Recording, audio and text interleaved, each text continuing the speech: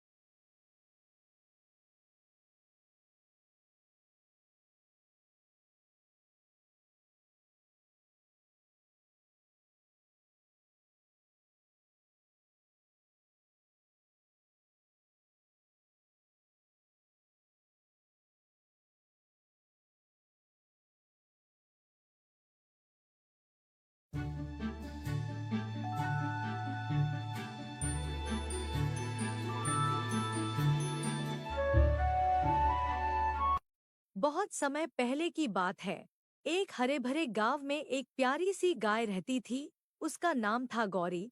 गौरी सफेद दूध जैसी चमकदार थी और जितनी सुंदर थी उतनी ही दयालु भी।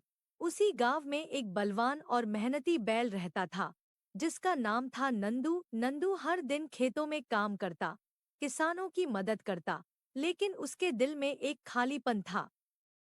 एक दिन गांव में मेला लगा।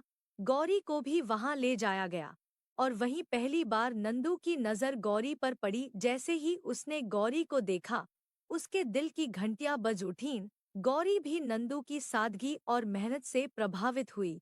दोनों की दोस्ती धीरे धीरे गहराने लगी। नंदू गौरी के लिए ताज़ी घास लाता और गौरी उसके लिए मीठी मुस्कानें। एक दिन गांव में सूखा पड़ गया, खेत सूख गए, जानवरों को चारा नहीं मिला। नंदू दिन रात खेतों में मेहनत करता ताकि गांव को फिर से हरा भरा बना सके। गौरी भी बिना थके अपने दूध से गांव के बच्चों को पौष्टिकता देती। गांव वाले कहते, ये दोनों तो जैसे भगवान का वरदान है। लेकिन एक दिन नंदू बीमार पड़ गया। वह बहुत कमजोर हो गया। गौरी ने उसका बहुत ध्यान रखा। वह अपने मुंह से घास लाकर खिलाती, उसे पंखा झलती और उसके पास बैठी रहती। कुछ ही दिनों में नंदू फिर से स्वस्थ हो गया और फिर गांव के मंदिर में एक छोटा सा समारोह हुआ जहां गौरी और नंदू की 7 फेरों में शादी करवाई गई। अब दोनों साथ रहते, खेतों में काम करते, गांव के बच्चों को खुशियां बांटते और सभी को सिखाते कि सच्चा प्यार वह है जो मुश्किल समय में भी साथ ना छोड़े। शिक्षा, हमें सच्ची दोस्ती और प्यार की कद्र करनी चाहिए। जैसे गौरी और नंदू ने एक दूसरे का साथ दिया, वैसे ही हमें भी अपने दोस्तों और परिवार का साथ अच्छे और बुरे वक्त में देना चाहिए।